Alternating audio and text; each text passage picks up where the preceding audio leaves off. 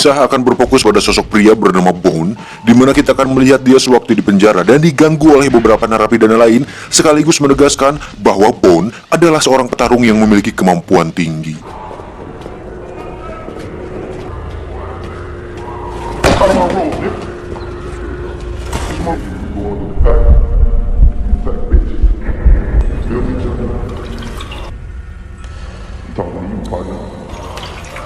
They kinda tight too. That shit don't mean nothing around here though, Blair. You got to the count of 5. You hear this motherfucker?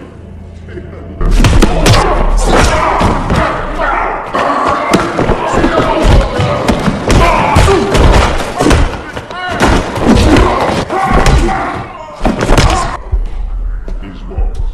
But if they get the notion to fuck with me, don't.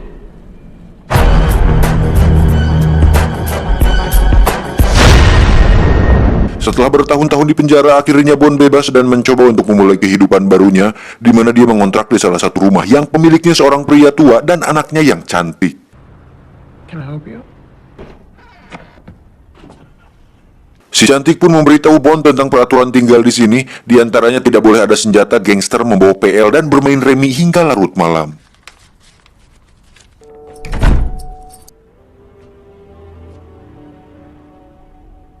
Adegan berpindah ke sebuah pertarungan jalanan ala-ala Fight Club, di mana laga tersebut diadakan oleh seorang mafia berbahaya bernama James. Ini orangnya. James sendiri memiliki petarung andalannya yang bernama Hammerman. Ini orangnya. Selain memiliki tete berukuran jumbo, Hammerman ini merupakan sosok petarung sadis dan tak memiliki ampun terhadap lawannya.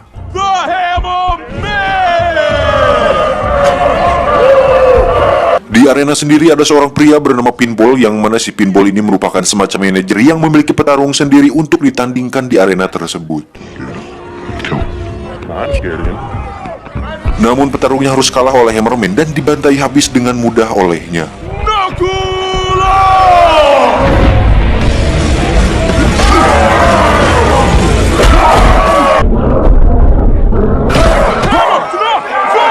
Setelah kalah, Pinball pun memberikan uang taruhannya kepada James, dan kita akan melihat sosok James yang tidak hanya mengintimidasi, tetapi memiliki pengaruh yang kuat di lingkungan tersebut.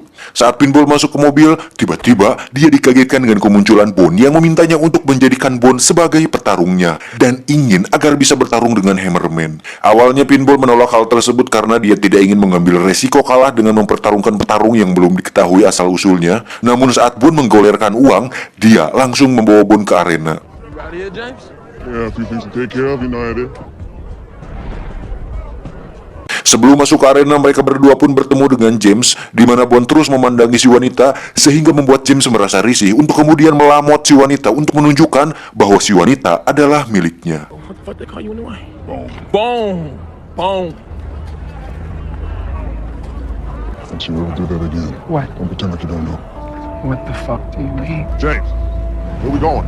Saat sudah masuk ke arena, Bone pun dilawankan dengan seorang petarung berbadan lumayan besar bernama Big L, di mana petarung ini memiliki jurus pukulan beruntun yang sangat mematikan. Bone sendiri mengubah tekniknya ke dalam mode bertahan, kemudian menyerang Big L dengan 2 tendangan biasa yang membuatnya langsung KO.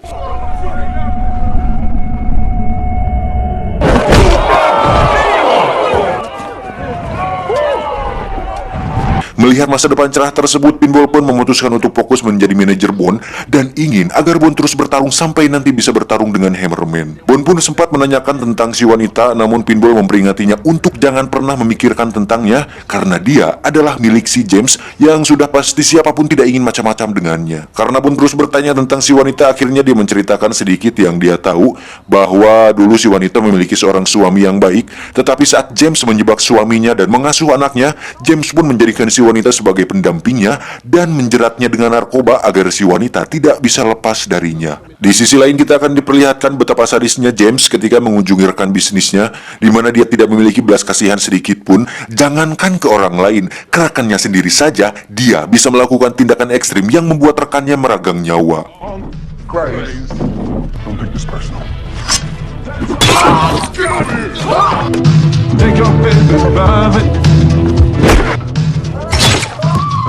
Sementara itu Bon baru saja tiba di kediamannya dan sampai sini kita masih belum mengetahui apa tujuan Bon sebenarnya dan kenapa dia sangat ingin sekali bertarung dengan Hammerman dan kenapa juga Bon sangat ingin sekali mengetahui tentang si wanita. Sabar, nanti juga akan terungkap. Esok pagi Bon terlihat sedang bermain catur bersama si kakek dan tak lama datanglah Pinball untuk menjemputnya. Pinball pun membawa Bon ke arena berbeda di mana di situ ada dua petarung wanita yang sedang bertarung. What up? Yo, check this out. I got this new fighter.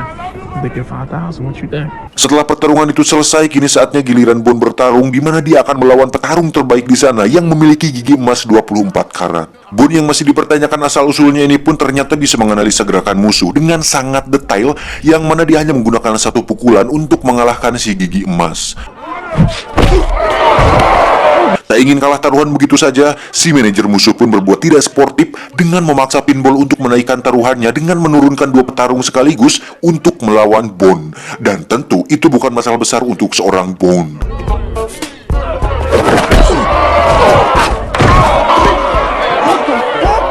Tak percaya dengan apa yang dilihatnya, si manajer musuh pun semakin tak sportif di mana dia tidak mau mengaku kalah dan menaruh uangnya di dalam celana dirinya. Come and get it. Pussies. Tak mau ambil pusing, Bon pun menghajar siapa saja yang menghalanginya dan mengambil uang tersebut tepat di sangkar burung orang tersebut. First bet was 5,000.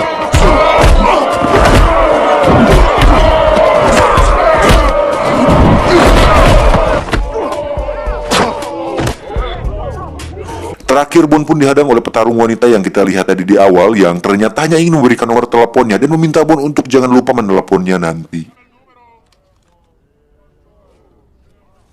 Sejak malam itu mereka pun mamprang dan terus bertarung di arena yang lebih ramai sehingga membuat Pinball mendapat banyak uang dan mampu membeli mobil baru yang sangat keren. Dan bersamaan dengan itu Bon pun terus melatih dirinya hingga bisa disimpulkan bahwa Bon sepertinya seorang ahli bela diri di masa lalu.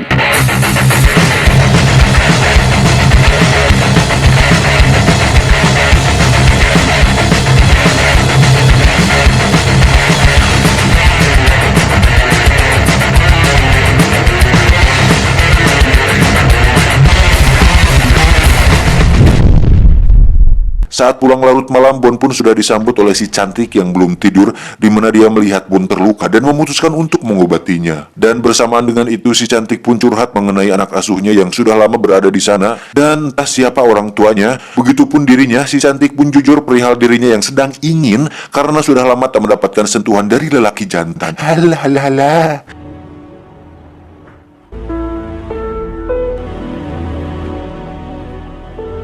Keesokannya kita akan melihat kekejaman lain yang dilakukan oleh James, di mana dia mengejar seorang wanita pekerja dan menabraknya hingga dia tewas saat itu juga. Will you stop climbing that fence?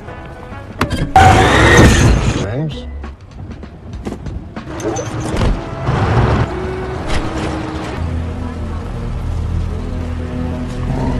Singkat cerita, malam pun poek. Terlihat Bon sedang meminum obat dan disuntikan steroid karena malam ini adalah pertarungannya melawan Bon yang sudah kita semua tunggu-tunggu.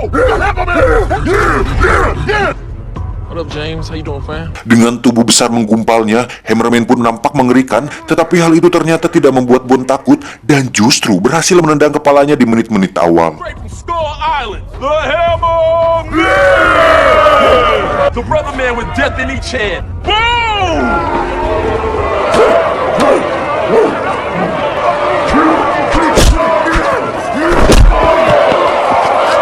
Tanpa tersentuh sedikit pun, Bon pun mampu mengalahkan Hammerman dan menang mutlak atas dirinya.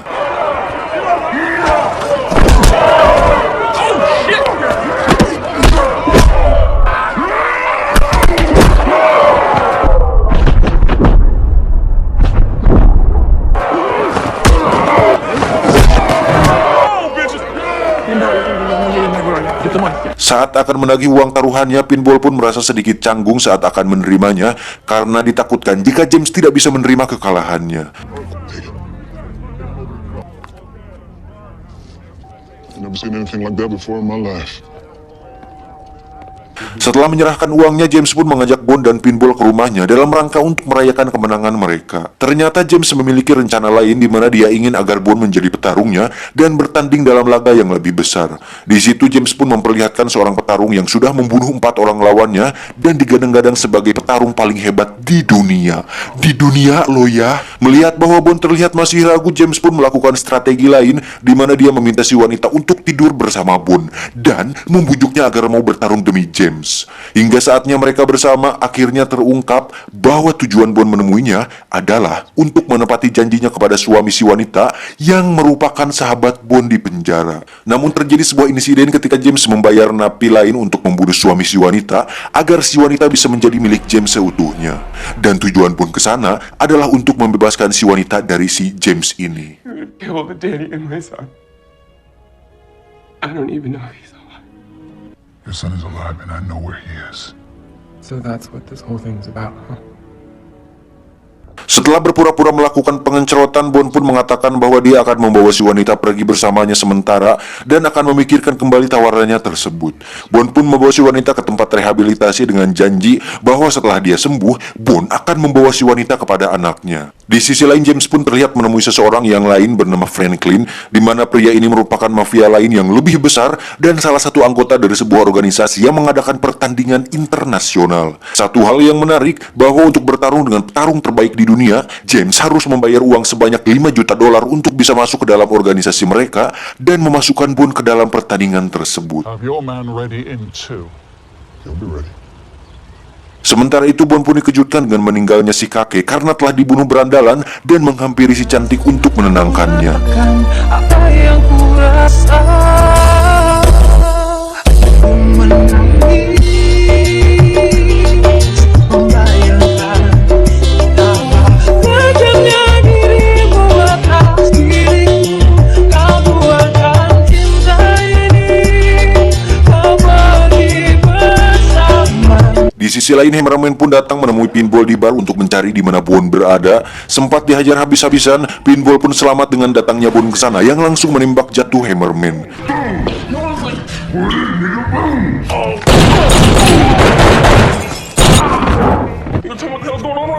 You wanna talk about it here or down at the police station? Sementara itu, James pun mendapat informasi bahwa si wanita terlihat berada di tempat rehabilitasi untuk kemudian mengirim anak buahnya ke sana, dan yang mereka temukan justru Pinball dan Bond yang langsung menghabisi mereka semua. You got that bitch yet? Yeah, I've got her.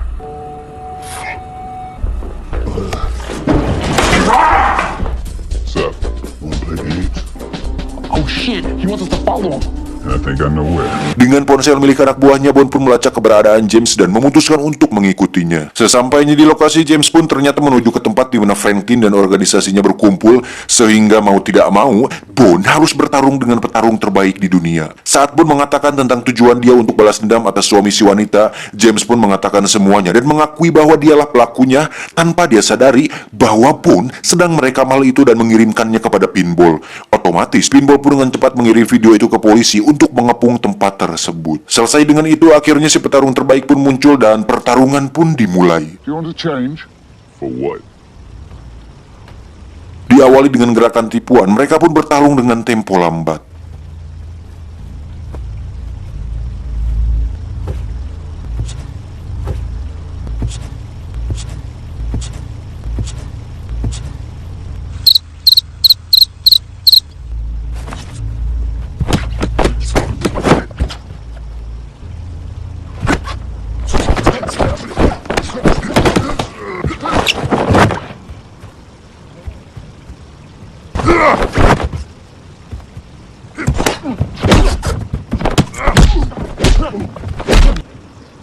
Merasa bahwa Bond sedikit jago, si petarung terbaik pun membuka jasnya dan mulai serius dengan pertarungannya.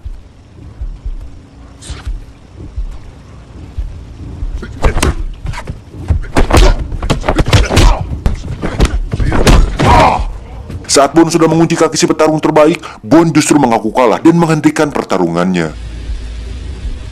Winner by forfeit. Right. James yang kesal pun akhirnya turun tangan dan memutuskan untuk membunuh Bond dengan tangannya sendiri. Franklin pun menyuruh anak buahnya untuk memberikan Bond sebuah pedang agar pertarungannya seimbang, namun Bond justru hanya mengambil sarungnya untuk bertarung. Dengan sarungnya saja, Bond pun mampu membuat tangan kiri James terputus dan menderita seumur hidup. Tak lama datanglah polisi mengepung tempat tersebut dan Bond pun dengan cepat kabur dari sana. When I get out, you got family on the outside. Beberapa hari setelah kejadian itu, terlihat si wanita sudah sembuh dan datang ke rumah kontrakan Bond yang ternyata anak yang diasuh si cantik merupakan anak si wanita. I know I said you had to leave, but Nah, you were right. you did all of this just to keep a jailhouse promise. I gotta go.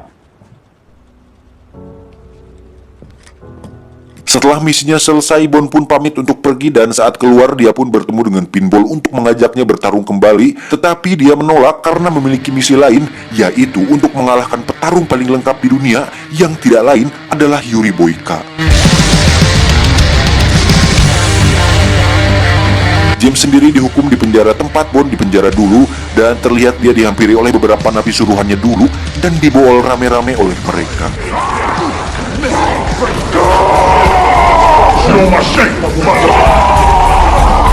Secara keseluruhan filmnya cukup seru dan pastinya menghibur karena menampilkan aksi-aksi kekerasan yang sesuai dengan jiwa-jiwa kalian yang sangat brutal.